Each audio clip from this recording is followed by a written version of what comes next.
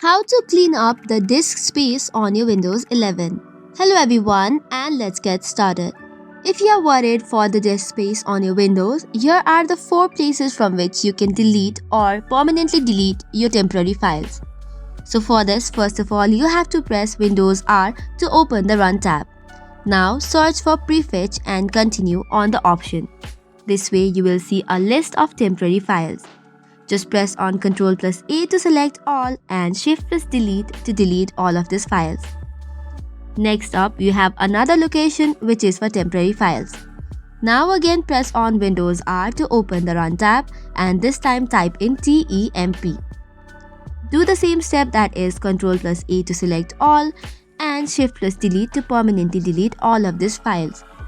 Moving on to the next location, again you have to press Windows R and this time type in %temp%. Follow the same step, that is delete all completely by pressing in Shift+Delete. The last option from which you can clean up your disk space is through the Clean Manager. To open it, you have to search for Windows+R and then type in CLEANMGR.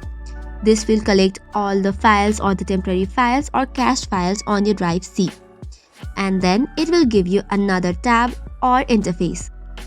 From here you can select all the files that you want to delete. Make sure to delete all the files which includes email reports, temporary files, cached files, recycle, temporary beans and such other things.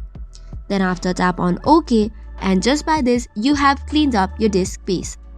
So that's all for today's video. For more such contents, do not forget to hit the like and subscribe button.